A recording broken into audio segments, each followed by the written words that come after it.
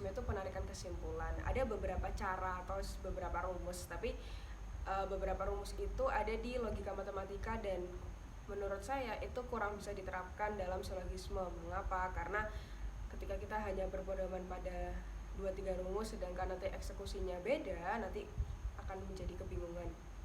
Sebenarnya cara yang paling mudah adalah kalau kita membicarakan kesimpulan, maka kita harus menarik atau menyimpulkan semua kemungkinan. Jadi di silogisme itu di bahasa Indonesia itu ada 3 caranya. Yang pertama itu ada silogisme kategorial. Contoh seperti ini. Semua manusia pasti akan mati, ya kan? Itu premis pertamanya. Premis keduanya, misal Risa adalah salah satu manusia. Nah, pasti kesimpulannya adalah Risa pasti akan mati. Jadi ada 2 hal. Risanya juga ditarik yang di premis keduanya dan yang di premis satunya juga diambil, yaitu yang pasti akan mati. Seperti itu. Kalau yang misal ada silogisme alternatif, atau kita tahu ya kalau alternatif itu artinya kan pilihan. Contohnya seperti ini. Hari ini ayah akan pergi ke Solo atau pergi ke Surabaya. Terus premis keduanya ayah pergi ke Solo. Berarti kesimpulannya bisa disimpulkan bahwa ayah tidak pergi ke Surabaya, seperti itu. Atau ada lagi silogisme hipotesis. Yang namanya hipotesis kan artinya dugaan ya. Dugaannya seperti ini contohnya.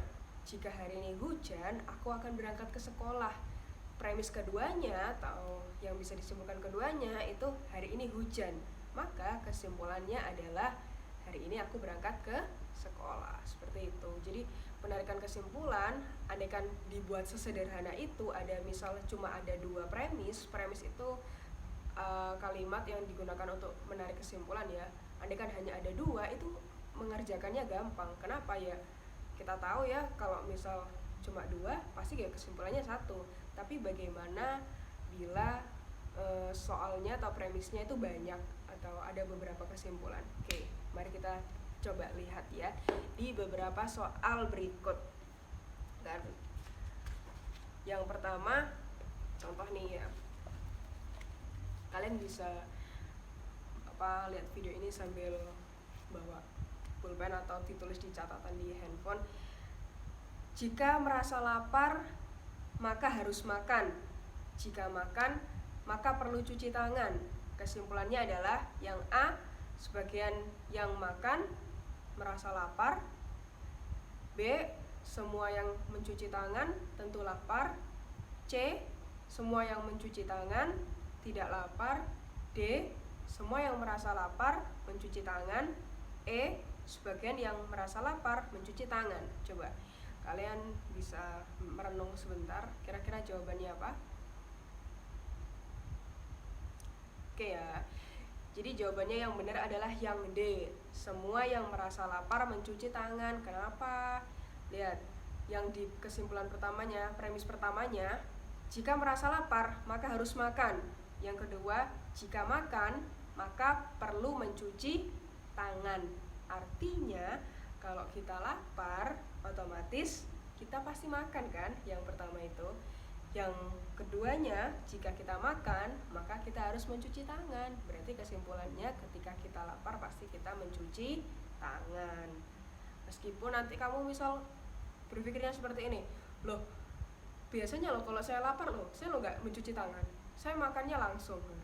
Itu berarti dalam kehidupan nyata. Sedangkan ketika kita membicarakan soal seperti ini, kita harus nalarnya itu ya dari soalnya, tidak diterapkan dalam kehidupan nyata. Meskipun nanti di beberapa soalnya itu tidak signifikan dengan hidup kalian, itu tidak masalah karena ini merupakan pembahasan dari berbagai soalnya.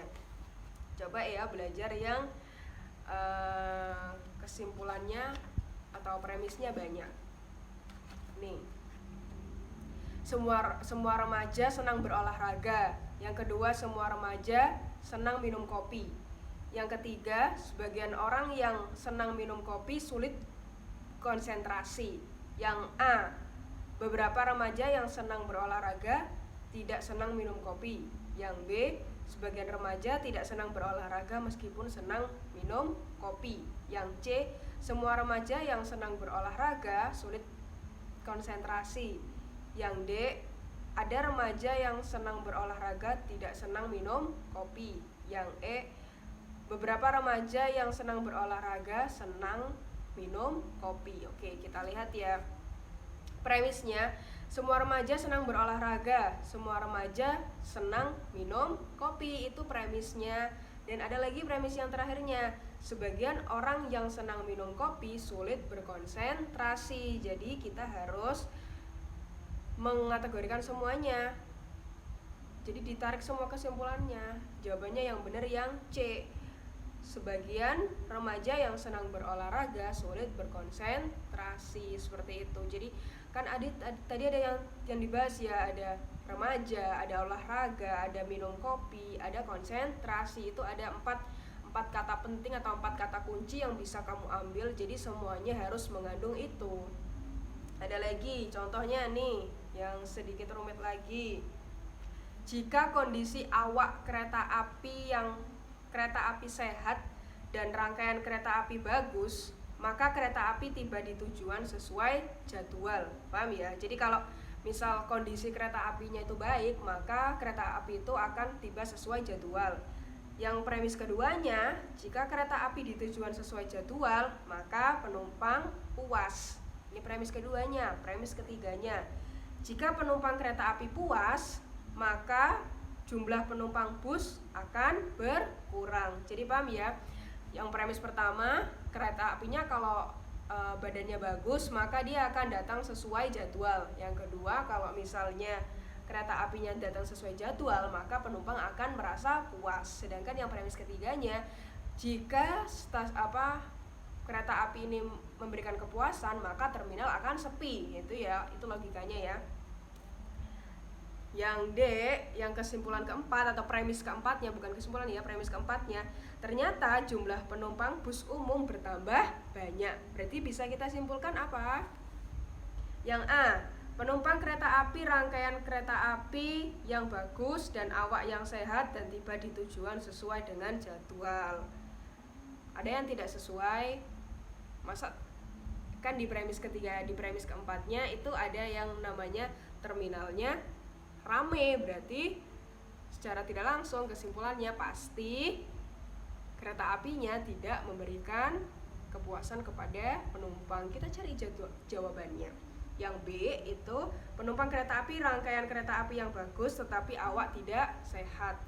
Yang C, penumpang kereta api naik rangkaian kereta api yang bagus dengan awak kereta api yang tidak sehat. Gak mungkin ya. Kenapa? Ada bagus dan tidak sehat. Jadi pasti jawabannya bukan itu, pasti keduanya negatif ya. Yang D, penumpang kereta api naik rangkaian kereta api yang bagus dan awak kereta yang sehat. Masa bagus dan sehat terus terminalnya rame? Enggak dang.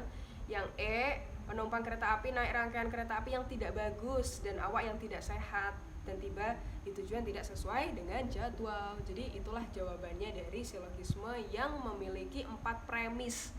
Apakah masalah, Bu? Sebenarnya enggak sih. Kalau semakin banyak premis, biasanya ada 2 kemungkinan. Yang satu itu akan mempermudah, seperti ini ya, mempermudah ya. Otomatis kan ketika tadi dibicarakan ada 3. Yang pertama, kalau misal jadwalnya kereta apinya bagus, pasti datang sesuai jadwal. Kalau datang sesuai jadwal, penumpang puas. Yang ketiga, kalau penumpang puas pasti terminal sepi ya kan. Tapi dipatahkan sama kesimpulan yang keempat, ternyata terminal rame. Otomatis kesimpulannya adalah iya benar, kereta apinya tidak sesuai dengan jadwal dan awaknya tidak bagus. Awak itu namanya badan ya, meskipun kita tahu kalau misal awak itu dikategorikan sebagai bahasa Jawa, itu sudah diserap menjadi bahasa Indonesia. Oke.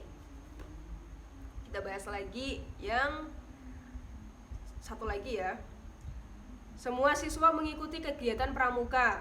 Sebagian siswa mengikuti pembinaan Olimpiade Sains. Jadi kesimpulannya adalah yang A, ada sebagian siswa yang mengikuti pembinaan Olimpiade Sains tidak mengikuti kegiatan pramuka. Tidak mungkin ya. Kenapa? Karena pramuka wajib, jadi pramuka pasti semuanya ikut. Yang kedua, sebagian siswa yang mengikuti pramuka juga mengikuti pembinaan Olimpiade Sains. Mungkin ini benar, ya.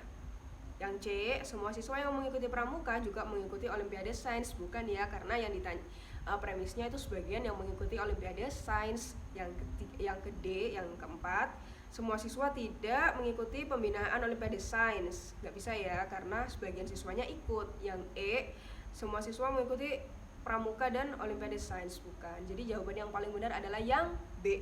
Sebagian siswa yang mengikuti pramuka juga mengikuti Olimpiade Sains. Jadi itu tadi adalah beberapa pembahasan tentang silogisme. Jadi kalau misal kalian tentang penarikan kesimpulan seperti itu tidak perlu menghafalkan rumus atau apa. Yang paling penting adalah sesuaikan kata kuncinya yang harus disimpulkan. Jadi jangan sampai ada kata kunci yang ketinggalan.